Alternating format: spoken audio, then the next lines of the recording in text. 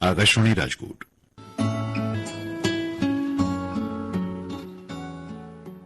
શ્રોતા મિત્રો, માનવ સમાજની પ્રગતિ અને સુખાકારીના પાયામાં છે વિજ્ઞાન. રજૂ કરીએ છીએ રૂપકાત્મક શ્રેણી વિજ્ઞાનની વિસ્તરતી ક્ષિતિજો.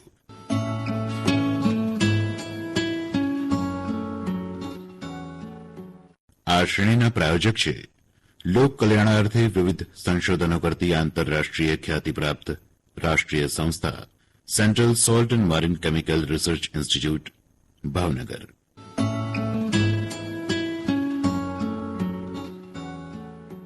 વિજ્ઞાનની વિસ્તરતી ક્ષિતિજો. નિર્માણ સહાય અને પ્રસ્તુતિ સલીમ સોમાણી. સંકલન અને નિર્માણ ડોક્ટર ગીતા ગીડા. નમસ્કાર શ્રોતા મિત્રો, આપણે આપણા જ્ઞાનના સીમાડાનો વિસ્તાર કરી રહ્યા છીએ. સમુદ્રી શેવાળ વિશે જનકલ્યાણ અર્થે થતા વિવિધ સંશોધનો વિશે વાત કરે છે Central Salt and Marine Chemical Research ઇન્સ્ટિટ્યૂટના વૈજ્ઞાનિક ડૉક્ટર ખંજન ત્રિવેદી. નમસ્કાર મિત્રો, મારું નામ ડૉક્ટર ખંજન ત્રિવેદી છે અને હું ભારત સરકારના નેજા હેઠળની કેન્દ્રીય નમક તેમજ સમુદ્રી રસાયણ સંશોધન સંસ્થામાં વૈજ્ઞાનિક તરીકે ફરજ બજાવું છું. આજે હું તમને અમારી સંસ્થામાં થતા સમુદ્રી શેવાળ પરના સંશોધનો વિશે જણાવીશ. મિત્રો, સમુદ્રી શેવાળ એ વિવિધ ઔદ્યોગિક ઉત્પાદનો માટેનો પુનઃપ્રાપ્ય સ્ત્રોત હોવાને કારણે વિશ્વ ફલક પર આકર્ષણનું કેન્દ્ર બન્યા છે. સંયુક્ત રાષ્ટ્રના તાજેતરના આંકડા અનુસાર દર વર્ષે સમુદ્રી શેવાળનું વૈશ્વિક ઉત્પાદન 33.3 મિલિયન ટન જેટલું થાય છે, જેની કિંમત $13.2 બિલિયન અમેરિકન ડોલર હોવાનો અંદાજ છે. ભાવનગરમાં સ્થિત અમારી આ સંસ્થા લગભગ અડધી સદીથી સમુદ્રી શેવાળ પરના સંશોધનોમાં સક્રિયપણે કાર્યરત છે. દેશમાં વ્યાપારિક રીતે થતી સમુદ્રી શેવાળની ખેતીમાં કપ્પાફાઇકસ અલ્વેરેઝી નામની શેવાળ સૌથી અગ્રેસર છે. જો કે ભારતીય સમુદ્રી શેવાળ ઉદ્યોગ ગ્રેસિલેરિયા, જીલેડિયમ, જેલિડેલા જેવી એગ્રોફાઇટ પ્રજાતિઓથી પણ સમૃદ્ધ છે. લાંબા ગાળે આ શેવાળના કુદરતી જથ્થાનો સતત ઉપયોગ એ ચિંતા સર્જી શકે તેમ છે. આ માટે અમારી સંસ્થાએ આમાંની કેટલીક પ્રજાતિઓની ખેતી માટેની પદ્ધતિઓ પણ વિકસાવી છે. મિત્રો, આમાંથી કેટલીક પ્રજાતિઓ તો ફક્ત ને ફક્ત આપણા ગુજરાતમાં જ જોવા મળે છે. ગુજરાતના વેરાવળ દરિયા કિનારે જોવા મળતી ગ્રેસિલેરિયા ડ્યુરા નામની શેવાળ ખૂબ જ મૂલ્યવાન એવા અગારોઝનો સ્ત્રોત બની શકે તેમ છે. આ ઉપરાંત કેટલીક પ્રજાતિઓ જેવી કે ઉલ્વા, પોર્ફાયરા પોષણયુક્ત આહાર આપવા માટે પણ જાણીતી છે. જોકે અમારી સંસ્થાએ ભારતીય લોકો ઉપર કરેલા એક સર્વેમાં જાણવા મળ્યું છે કે લોકો આરોગ્ય અંગેના અમુક જોખમોને કારણે સમુદ્રી શેવાળનો ઉપયોગ આહારમાં કરવાનું ટાળે છે, પરંતુ તેને લગતા જોખમો અને તેના નિવારણ માટે પણ અમારી સંસ્થા સતત કાર્યરત છે. આ તમામ ઉપયોગો માટે આ શેવાળની મોટા પાયે ખેતી કરવી જરૂરી છે. અમારી સંસ્થાએ આ શેવાળની ખેતી માટે સરળ તેમજ ઓછી ખર્ચાળ પદ્ધતિઓ પણ વિકસાવી છે. એગ્રોફાઇટ્સના ઉત્પાદનમાં ચાલતી વૈશ્વિક કટોકટી ભારતને આ ઉત્પાદના વૈશ્વિક ઉત્પાદક તેમજ નિકાસકાર તરીકે ઉભરી આવવા માટેની ખૂબ જ સારી તક પૂરી પાડી શકે તેમ છે. અમારી આવી જ એક બીજી ટેકનોલોજી કે જે યુએસ પેટન્ટ અંતર્ગત પણ રજીસ્ટર થયેલી છે એ કપ્પાફાઇકસ અલ્વેરેઝી નામની લાલ શેવાળ ઉપર આધારિત છે. અમારી આ ટેકનોલોજીનો ઉપયોગ કરીને વનસ્પતિને ઉપયોગી એવા બાયોસ્ટિમ્યુલન્ટ તેમજ ઔદ્યોગિક રીતે મહત્વપૂર્ણ એવા કેરાજીનનું ઉત્પાદન સાથે સાથે કરી શકાય છે. આ સમુદ્રી શેવાળમાંથી બનતો રસ ખૂબ જ અસરકારક બાયોસ્ટિમ્યુલન્ટ છે. તે ખૂબ જ સસ્તું તેમજ બધા પાકો માટે યોગ્ય હોવાને કારણે નાના અને મધ્યમ વર્ગના ખેડૂતોને પણ પોસાઈ શકે તેમ છે. તે પાકની વૃદ્ધિ 12થી લઈને 35% સુધી વધારવામાં સક્ષમ છે. 2005 થી 2007 દરમિયાન પેપ્સિકો ઇન્ડિયાએ કરેલા મર્યાદિત અજમાયશમાં આ બાયોસ્ટિમ્યુલન્ટના ઉપયોગને શેરડીની ઉપજમાં 18થી 33%, બટેટામાં 26%, ભીંડામાં 13%, ટમેટામાં 23%, રીંગણામાં 22% અને મરચાની ઉપજમાં 14.6% જેટલો નોંધપાત્ર સુધારો કર્યો હતો. ત્યારબાદ અમારી સંસ્થાએ 2011થી 2017 દરમિયાન રાજ્યની વિવિધ કૃષિ વિશ્વવિદ્યાલયો તેમજ ભારતીય કૃષિ સંસ્થાન પરિષદની વિવિધ સંસ્થાઓના સહયોગથી સમગ્ર ભારતમાં 40 અલગ અલગ જગ્યાઓ પર 300થી પણ વધુ અજમાયશો કરીને આ સમુદ્રી શેવાળ આધારિત બાયોસ્ટિમ્યુલન્ટના ફાયદાઓની પુષ્ટિ કરેલ છે. આ બાયોસ્ટિમ્યુલન્ટ વનસ્પતિને ઓછા પાણી તેમજ ખારી જમીનને કારણે થતા તણાવને ઘટાડવામાં પણ સક્ષમ છે. સાથે સાથે તણાવને કારણે પાકના ઉત્પાદનમાં થતા નુકસાનને પણ અટકાવવામાં મદદરૂપ થાય છે. આ ઉપરાંત વનસ્પતિને ઉપયોગી એવા જમીનના સૂક્ષ્મ જીવાણુઓની વૃદ્ધિ કરીને જમીનમાં રહેલા પોષક તત્વો છોડ માટે વધુ ઉપલબ્ધ બનાવે છે.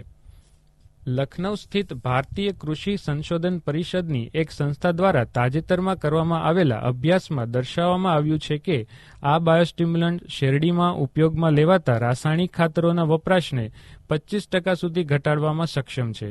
આ સમુદ્રી શેવાળ આધારિત બાયોસ્ટિમ્યુલન્ટ કે જે વ્યાપારિક રીતે મોટા જથ્થામાં ઉત્પાદિત થાય છે તેમાં ખનિજ પોષક તત્વો ઉપરાંત ઇન્ડોલ એસિટિક એસિડ, સાઇટોકાઇનિન જેવા હોર્મોન્સનો પણ સમાવેશ થાય છે.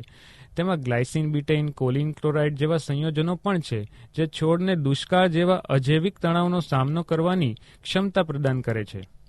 CSM-CRI દ્વારા સમગ્ર ભારતમાં કરવામાં આવેલા વ્યાપક કૃષિ અજમાયશોના મુખ્ય તારણો દર્શાવે છે કે કપ્પાફાઇકસ અલ્વેરેઝી આધારિત આ બાયોસ્ટિમ્યુલન્ટના ઉપયોગથી ચોખામાં 18.7%, મકાઈમાં 23.5%, અડદમાં 36.9%, મગમાં 26%, સોયાબીનમાં 36.8%, તલમાં 26.8%, બટેટામાં 16.9% અને શેરડીની ઉપજમાં 16.7% જેટલો નોંધપાત્ર વધારો થાય છે.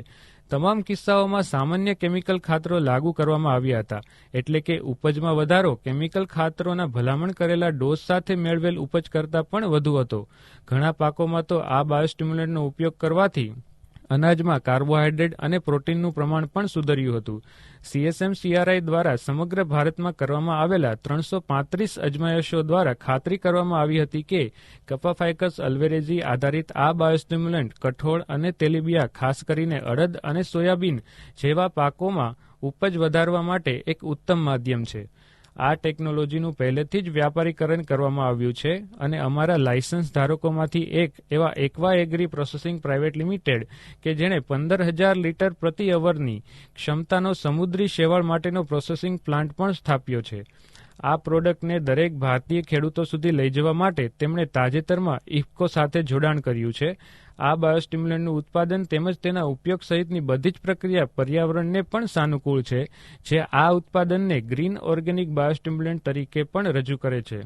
CSM-CRI અને એક્વા એગ્રી પ્રોસેસિંગ પ્રાઇવેટ લિમિટેડને સંયુક્ત રીતે કપ્પાફાઇકસ અલ્વેરેઝીની ખેતી કરવા માટે તેમજ તેમાંથી બનતા બાયોસ્ટિમ્યુલન્ટ અને કેરાજીનનનું સહ ઉત્પાદન કરીને ગ્રામીણ વિકાસમાં નોંધપાત્ર યોગદાન આપવા માટે વૈજ્ઞાનિક અને ઔદ્યોગિક સંશોધન પરિષદ દ્વારા S&T ઇનોવેશન માટેનો રાષ્ટ્રીય પુરસ્કાર પણ પ્રાપ્ત થયો છે.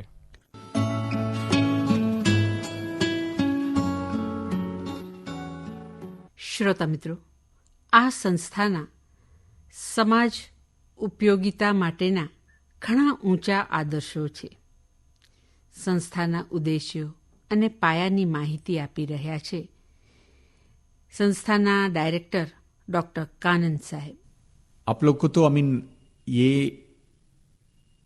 थोड़ा तो जानकारी तो होगा ही है.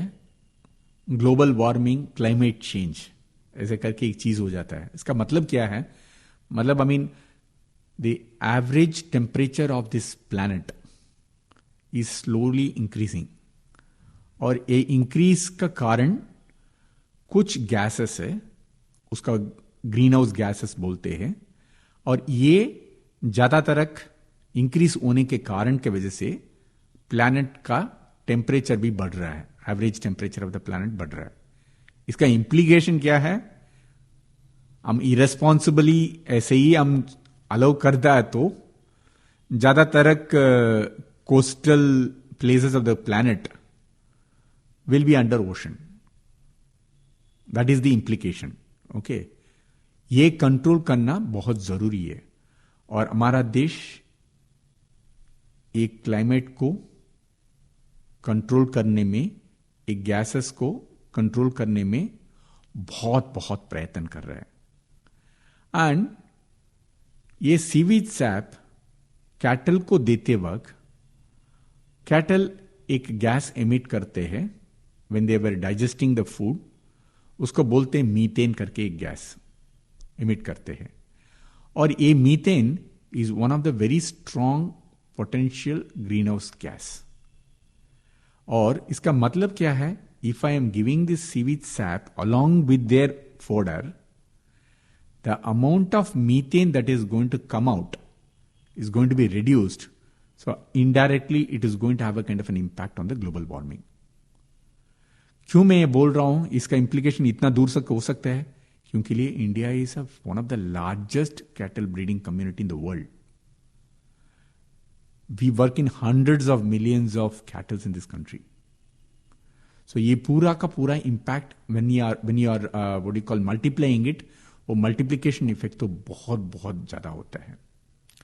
और अभी हम लोग नया फॉर्मुलेशन डेवलप कर रहे हैं ताकि we wanted that emission to be still less, what do you call lesser, so that the impact will be greater. That's what the institute is now currently been working on. एक और चीज आप सोच सकते हैं, सी वाटर में से क्या आता है? आपको तो मैंने बोल दिया था सी वाटर करके, मतलब उसमें एक और चीज होता है water. So you know water is one of the most important commodity for our living. ये तो आपका तो कुछ भी, आपका मोबाइल फोन, नहीं तो आपका गैजेट्स, आपका टेलीविजन भी, what do you call, you can live without these gadgets also, but you can not live without water. Water is such an important commodity. जैसे सॉल्ट, हर रोज सॉल्ट 8 से 10 ग्राम लेने का ही है, किसी भी रूप में, खाने के रूप में, जूस में, प्रोडक्ट्स में, कुछ भी प्रोडक्ट्स हम लेते हैं इस तरीका लेते हैं. क्योंकि लिए हमारा शरीर में भी सोडियम, सॉल्ट में जो एलिमेंट होता है सोडियम, उसका बैलेंस होना बहुत बहुत जरूरी है. वो बैलेंस थोड़ा इधर उधर गिरेगा तो चलेगा, इधर उधर चेंज हो जाएगा तो हम लोग का बिहेवियर तो एकदम उल्टा सीधा हो जाएगा. ओके, दो the concentration of sodium present in our body is very less, but वो नहीं होता है तो हमारा व्हाट डू कॉल दिमाग तो घूम जाएगा. We will not be the normal human being. We will start walking backwards, because I witness this. जिसको सोडियम लेवल कम हो जाता है, they don't walk forward, they walk backwards, and they can not even stand on their own legs. They will crumble, they will fall, suddenly they will fall because there is a sudden drop in sodium. So sodium is such a very very important commodity. जैसे इसलिए बोलते हैं salt, excessive salt is not good for health. Excessive salt is creating a kind of a hypertension. But salt का बगैर भी नहीं रह सकते हैं. Okay, the day that your salt is basically, we call it as electrolyte. Salt का balance change हो जाता है, हमारा शरीर में अलग अलग तरीका reactions आ जाता है और रेस्पॉन्सेस उसी तरीका डेवलप हो जाता है. जैसे मैंने वो बोल रहा था, वाटर भी ऐसे ही है. हम तो हर रोज कुछ ना कुछ वाटर पीने का ही है. Recommended is something like around 4 to 5 litres of water. जैसे भी आप चाय पीते हैं, कॉफी पीते हैं, सब जगह पे उसमें पानी ही ज्यादा है, बाकी कुछ नहीं है. सो पानी is such an important commodity.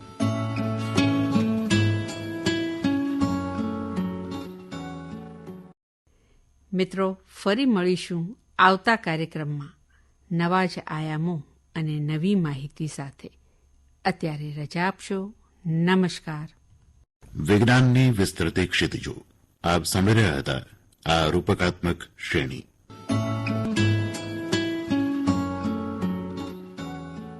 નિર્માણ સહાય અને પ્રસ્તુતિ સલીમ સોમાણી. સંકલન અને નિર્માણ ડોક્ટર ગીતા ગીડા.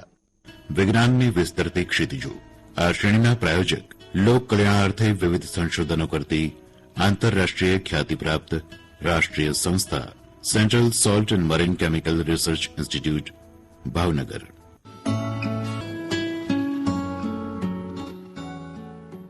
પ્રસારણ આકાશવાણીના રાજકોટ કેન્દ્રથી કરવામાં આવ્યું.